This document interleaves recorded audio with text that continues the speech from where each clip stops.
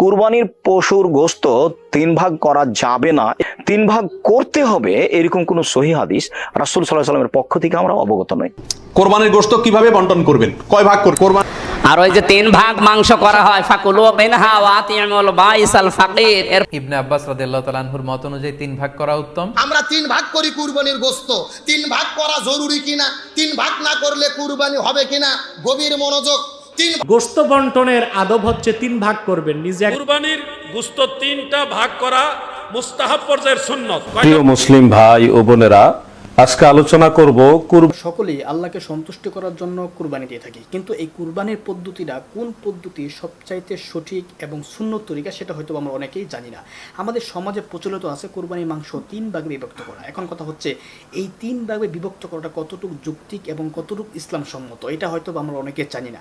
তো আজকে বাংলাদেশের বড় বড় কিছু স্কলারদের বক্তব্য আপনাকে শোনাবো, যেখানে আমরা বুঝতে পারবো যে আসলে কিভাবে কাজ করলে, কিভাবে কুরবানির মাংস বন্টন করলে ইসলাম সম্মত হবে। এবং প্রচলিত যে প্রথা রয়েছে 3 ভাগে বিভক্ত করা, সমাজে 1 ভাগ দেওয়া, এই আইনটা সম্পর্কে, এই যে সিস্টেমটা আসলে কতটা ভয়াবহ, এটা সম্পর্কে শুনলে আপনি আরও অবাক হবেন। চলুন আমরা দেখবো আসলে আমরা যেই পদ্ধতিতে কুরবানির মাংস বিতরণ করছি সেটা কতটুকু যুক্তিসম্মত। আগের ভাগ করতে দেখছি, মনে হচ্ছে যেন এটা যুগ যুগ ধরে একটা নিয়ম চলে আসছে। 3 ভাগের ভাগ করে 2 ভাগ নিয়ে আসা হয়, আর 1 ভাগ জনগণের মাঝে রেখে আসা হয়। গ্রামের মডল মাতাব্বর যিনি, তিনি সময়ের উপরে জনগণের মাঝে মাথা পিছু ভাগ করে দেন, বা যারা কুরবানি দেয়নি তাদের মাঝে ভাগ করে দেন। সম্মানিত দর্শক মণ্ডলী, কুরবানির পশুর গোশত 3 ভাগ করা যাবে না, 3 ভাগ করতে হবে, এরকম কোন সহিহ হাদিস রাসূল সাল্লাল্লাহু আলাইহি ওয়াসাল্লামের পক্ষ থেকে আমরা অবগত নই। কিছু আসার পাওয়া যায় 3 ভাগের মর্মে আমরা বলতে পারি যে মানুষ 3 ভাগ করতে পারে, কিন্তু কুরবানির গোশত 3 ভাগ করতে হবে এ কথা ঠিক নয়। সম্মানিত দর্শক মণ্ডলী, কুরবানির গোশত 3 ভাগ করতে হবে এই আদেশ আল্লাহর রাসূল করেননি। তিনি যে বলেছেন যে তোমরা কুরবানির গোশত খাও, দুস্থ গরিবকে খাওয়াও এবং জমা করে রাখো। অত্র হাদিসে 3টি কথা রয়েছে, একটি জমা করে রাখা, একটি নিজে খাওয়া, আর একটি দুস্থ গরিবের মাঝে বন্টন করে দাও। মর্মেই হয়তো মানুষ বুঝেছে যে কুরবানির গোশত 3 ভাগ করতে হবে, তা ঠিক নয়।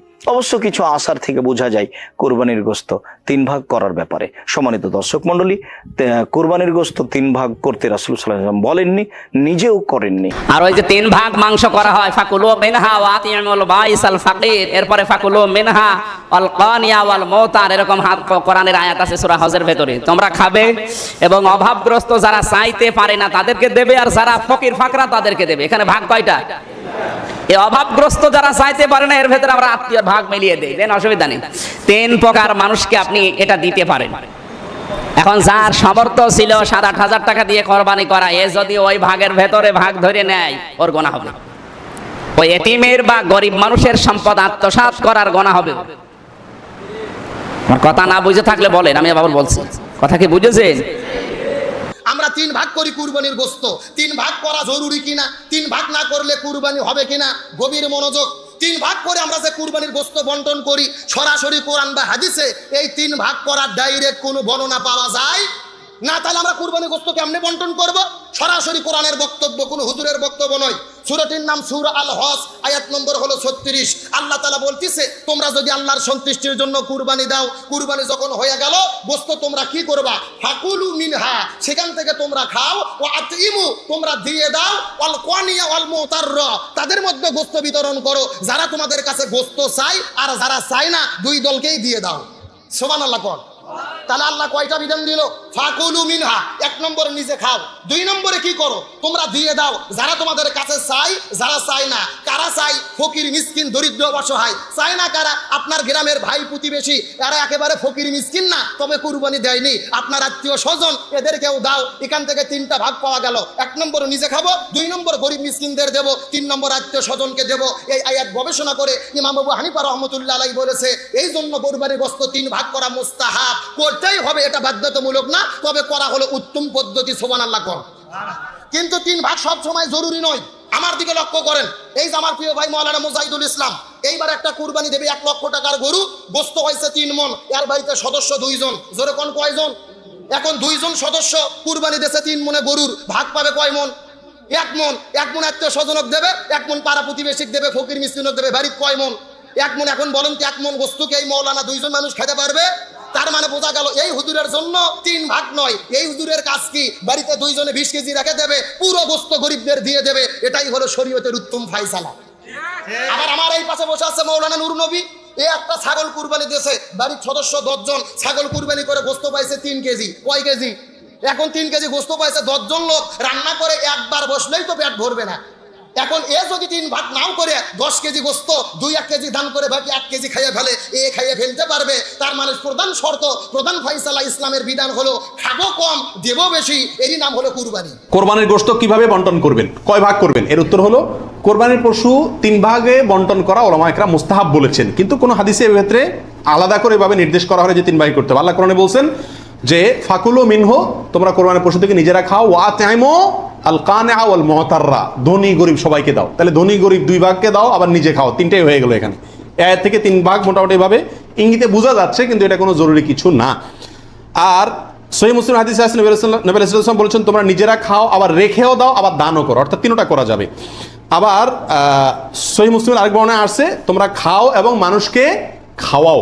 তাহলে বোঝা গেল নিজে খাওয়া অন্যকে দান করা সবগুলাই উত্তম এই কোরবানির গোশতের ক্ষেত্রে। ইবনে আব্বাস রাদিয়াল্লাহু তাআলা আনহুর মত অনুযায়ী 3 ভাগ করা উত্তম, তবে এটা আবশ্যক নয়। আপনি 1 ভাগ নিজে খাবেন, 1 ভাগ আত্মীয় স্বজন প্রতিবেশীদের দিবেন, আরেক ভাগ গরিব দুঃখীদের মাঝে বন্টন করে দিবেন, এটা উত্তম, কিন্তু এটা আবশ্যক নয়। পুরো গোশত যদি আপনার লেগে যায় আপনি ভোগ করতে পারেন, আর যদি আপনার কাছে অতিরিক্ত গোশত থাকে এটা আপনি আত্মীয়দের দান করুন, গরিব আত্মীয়দের আপনি উপহার দিন, গরিব মিসকিনদের সুবিধা বঞ্চিত মানুষদেরকে আপনি এগুলো দান করুন। কারণ সূরাতুল হাজ্জের 28 নম্বর আয়াতে আল্লাহ তাআলা বলেছেন ফাকুলু মিনহা ওয়া আতইমুল বাঈসাল ফাকির, তোমরা কুরবানির এই গোশত নিজেরাও খাও এবং অভাবী লোকদেরকে দাও।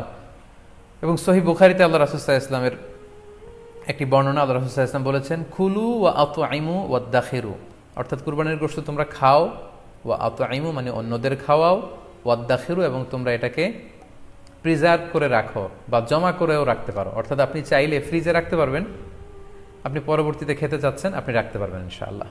সো উত্তম হচ্ছে 3 ভাগ করে 1 ভাগ নিজে খাওয়া, 1 ভাগ আত্মীয় স্বজনদের প্রতিবেশীদের দেয়া এবং 1 ভাগ অভাবী সুবিধা বঞ্চিত গরিব মিসকিনদের মাঝে বন্টন করে দেয়া। এবং অবশ্যই অবশ্যই যাদের সামর্থ্য আছে আপনারা বেশি বেশি কুরবানি করুন, এবং এই কুরবানির মধ্য দিয়ে আমরা অনেক অনেক প্রান্তিক জনগোষ্ঠী, সুবিধা বঞ্চিত মানুষ, তাদের কাছে আমাদের সহায়তাগুলো পৌঁছে দিতে পারবো। গোশত বন্টনের আদব হচ্ছে 3 ভাগ করবেন, নিজে 1 ভাগ রাখবেন, আত্মীয়কে 1 ভাগ দিবেন, গরিবকে 1 ভাগ দিবেন।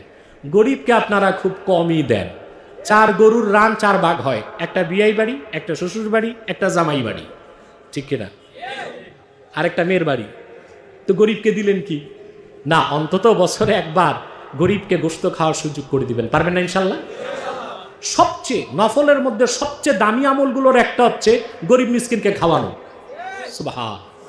বুখারী শরীফের হাদিস, এক ব্যক্তি রাসূল করিম সাল্লাল্লাহু আলাইহি ওয়াসাল্লামের কাছে এসে বললেন, ইয়া রাসূলুল্লাহ সাল্লাল্লাহু আলাইহি ওয়াসাল্লাম, ইসলামের সর্বোৎকৃষ্ট আমল কোনটি? আল্লাহর হাবিব বললেন, তুতঈমুত তাআম ওয়া তাকরাউস সালাম আলা মান আরাফতা ওয়া মান লাম তারিফ, তুমি মানুষকে, মুমিন মুসলমানকে খাদ্য খাওয়াবে, আর যাকে চিনো না যদি মুসলিম হয় তাকে সালাম দিবে। তাহলে গরিব, অভাবী, মিসকিন, ক্ষুধার্ত মানুষকে যদি আপনার কোরবানির গোশত দিয়ে সহযোগিতা করেন, মেহমানদারি করেন, সওয়াব অনেক বেড়ে যাবে। পারবেন তো ইনশাআল্লাহ? প্রিয় মুসলিম ভাই ও বোনেরা, আজকে আলোচনা করব কুরবানির গোশত বন্টনের নিয়ম সম্পর্কে। মহান আল্লাহ জাল্লা শানুহু পবিত্র কুরআনুল কারীমের সূরা হাজ এর 36 নং আয়াতাংশে কুরবানির গোশত বন্টনের নিয়ম সম্পর্কে ইরশাদ করেন, আপনারা স্ক্রিনে লক্ষ্য করুন, ফাকুলু মিনহা ওয়া আতঈমুল কানিআ ওয়াল মুতাররা, অর্থাৎ আল্লাহ তাআলা বলেন তোমরা ইহা ভক্ষণ করো এবং যারা জানচা করে না তাদেরকে খাওয়াও এবং যারা জানচা করে তাদেরকেও খাওয়াও। অর্থাৎ যারা এমন দরিদ্র কিন্তু মানুষের কাছে অভাবের কারণে হাত পাতে না তাদেরকেও খাওয়াও, এবং যারা এমন দরিদ্র অভাবের কারণে মানুষের কাছে হাত পাতে তাদেরকেও তোমরা খাওয়াও। এজন্যই রাসূল করিম সাল্লাল্লাহু আলাইহি ওয়া আলিহি ওয়াসাল্লাম পবিত্র কোরআনের আলোকে নিজের জীবনে ঠিক ওইভাবেই কুরবানির গোশত বন্টন করেছেন। যেমন এই বিষয়ে একখানা হাসান সনদের হাদিস রয়েছে, যেটা উল্লেখ করেছেন জগৎ বিখ্যাত ইমাম ইবনু কুদামা রাহমাতুল্লাহ আলাইহি তদীয় আল মুগনি কিতাবের নবম খণ্ডের 448 পৃষ্ঠায়। স্ক্রিনে আপনারা সম্পূর্ণ হাদিসটুকু লক্ষ্য করুন। عن ابن عباس في صفات أضحية النبي صلى الله عليه وسلم قال يطعم أهل بيته الثلث ويطعم فقراء جيرانه الثلث ويتصدق على السوال بالثلث। অর্থাৎ বিখ্যাত সাহাবী হযরত ইবনে আব্বাস রাদিয়াল্লাহু আনহুমা থেকে বর্ণিত, তিনি রাসূল পাক সাল্লাল্লাহু আলাইহি ওয়াসাল্লামের কুরবানির গোশত বন্টনের সিফাত বা নিয়ম সম্পর্কে বলেন যে আল্লাহ রাসূল সাল্লাল্লাহু আলাইহি সাল্লাম কুরবানির গোশতের 3 ভাগের 1 ভাগ নিজে এবং নিজের আহলে বাইত পরিবার বর্গকে খাওয়াতেন এবং বাকি 3 ভাগের 1 ভাগ রাসূল পাক সাল্লাল্লাহু আলাইহি ওয়াসাল্লামের প্রতিবেশীদেরকে খাওয়াতেন এবং সর্বশেষ 3 ভাগের 1 ভাগ রাসূল পাক সাল্লাল্লাহু আলাইহি সাল্লাম দরিদ্র হতদরিদ্র যারা তাদেরকে বিতরণ করতেন, খাওয়াতেন। এই হাদিস সম্পর্কে ইমাম ইবনু কুদামা রাহমাতুল্লাহ আলাইহি তিনি উল্লেখ করেন, রাওয়াহুল হাফিজ আবু মুসা আল আসবাহানি ফিল ওয়াজাইফ ওয়া ক্বালা হাদিসুন হাসান। অর্থাৎ ইমাম হাফিজুল হাদিস আবু মুসা আল আসবাহানি রাহমাতুল্লাহ আলাইহি তিনার আল ওয়াজাইফ কিতাবের মধ্যে এটা উল্লেখ করেছেন এবং তিনি বলেছেন এই হাদিসের সনদ হলো হাসান। এজন্য কুরবানির গোশত বন্টনের নিয়মের ক্ষেত্রে রাসূল পাক সাল্লাল্লাহু আলাইহি ওয়াসাল্লামের আদর্শ হলো 1/3 নিজে এবং নিজের পরিবার বর্গ খাবেন, বাকি 1/3 নিজের প্রতিবেশী যারা দরিদ্র কিন্তু মানুষের কাছে হাত পাতে না তাদেরকে খাওয়াবেন, আর বাকি 1/3 যারা দরিদ্র হতদরিদ্র ফকির মিসকিন তাদেরকে বিতরণ করবেন। এই জন্য রাসূল পাক সাল্লাল্লাহু আলাইহি ওয়াসাল্লামের সাহাবাই কারাম এই নীতি অনুসরণ করেছেন। যেমন জগৎ বিখ্যাত কিতাবুল আসার ইমাম আবু ইউসুফ রাহমাতুল্লাহ আলাইহির সেখানে 582 নং হাদিসের মধ্যে তিনি একটা বিশুদ্ধ সনদের হাদিস উল্লেখ করেছেন, যেটা ইমাম বাইহাকি রাহমাতুল্লাহ আলাইহির সুনানুল কুবরা এর 10238 নং হাদিসের মধ্যে উল্লেখ করেছেন। ইমাম তাবারানী রাহমাতুল্লাহ আলাইহি মুজামুল কবীরের 9181 নং হাদিসের মধ্যে উল্লেখ করেছেন। আল মুহাল্লার মধ্যে 5ম খণ্ডের 313 পৃষ্ঠার মধ্যেও এই হাদিসখানা উল্লেখ, আপনারা স্ক্রিনে লক্ষ্য করুন। আন ইবনে মাসউদ রাদিয়াল্লাহু আনহু আন্নাহু বাআসা মা আলকামাতা বিহাদিন ফাকালা ইনহার ওয়া কুল সুলুসান ওয়া তাসাদ্দাক বিসুলুসিন ওয়া বাআস ইলা আলি উতবাত ইবনে মাসউদ বিসুলুস। অর্থাৎ বিখ্যাত ফকিহ তবকার সাহাবী হযরতে আব্দুল্লাহ ইবনে মাসউদ রাদিয়াল্লাহু আনহু থেকে বর্ণিত, তিনি একটা হাদিকে হযরতে আলকামা রাহমাতুল্লাহ আলাইহির সাথে দিয়ে প্রেরণ করে বললেন, তুমি ইহা কুরবানি করো এবং ভক্ষণ করো। ইনহার ওয়াকুল, তুমি ইহা কুরবানি করো এবং ভক্ষণ করো। কতটুকু? সুলুসান, 1/3 তুমি নিজে ভক্ষণ করো। ওয়া তাসাদ্দাক বিসুলুসিন, 3 ভাগের 1 ভাগ সদকা করো, গরিব মিসকিন যারা তাদেরকে দিয়ে দাও। এবং আর 3 ভাগের 1 ভাগ আব্দুল্লাহ ইবনে মাসউদের একজন ভাই উতবা ইবনে মাসউদ তাকে তুমি দান করে দাও।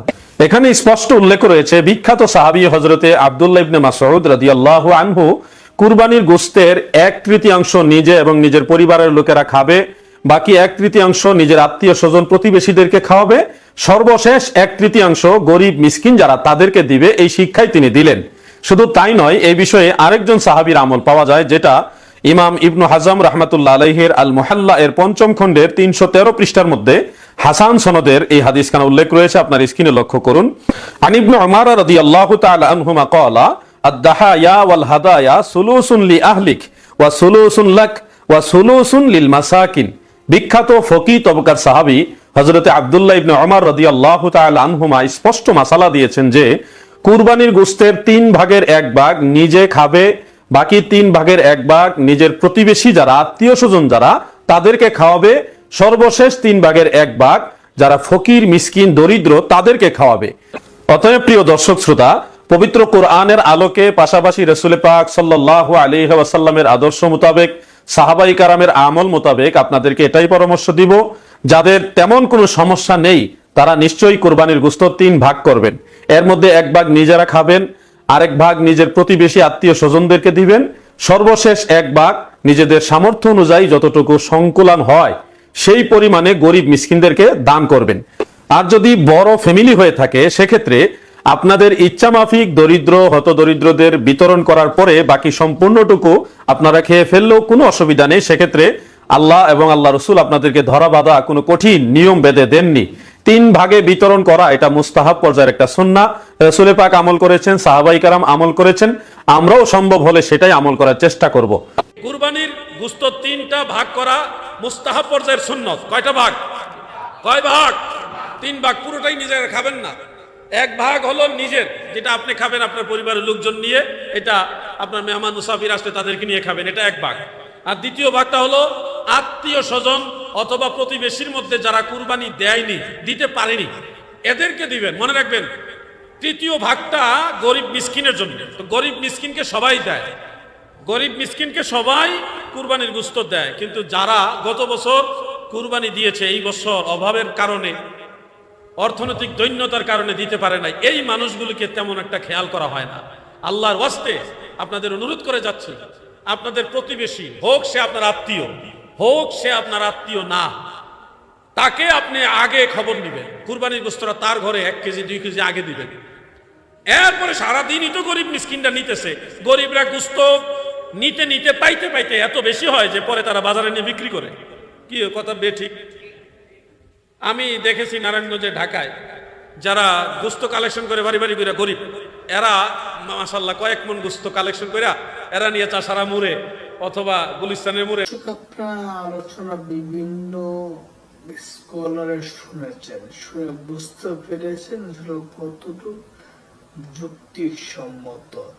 এখানে দেখেন আমরা যেটা করি আসলে এটা অনেকটাই অনেক রকমের প্রশ্ন রয়েছে, তবে যে পদ্ধতিটা আমার সমাজে রয়েছে এটা দেখতে ভালো দেখা গেলেও এটা নিয়ে অনেক সমালোচনা আছে, অনেক আলোচনা আছে। সবচেয়ে ভালো নিজের মাংস নিজে গরিব দুঃখী এবং আত্মীয় স্বজনের মধ্যে বিলিয়ে দেওয়াটাই সবচাইতে ভালো এবং সুন্নত তরিকা। তারপরও যেটা প্রচলিত আছে সেটাকে বাধ্যতামূলক মনে করা আমাদের দেশে এখন খুবই ভয়ানক অবস্থা সৃষ্টি হয়েছে, কারণ এটাকে বাধ্য মনে করা হচ্ছে। আর বাধ্য মনে করা এটা কিন্তু তখন ইসলাম থেকে ইসলাম বিরোধী একটা কাজ হয়ে যায়। যাই হোক দর্শক, আপনারা বিভিন্ন স্কলার আলোচনা শুনেছেন, শুনে আপনার বক্তব্য কমেন্ট বক্সে কমেন্ট করবেন।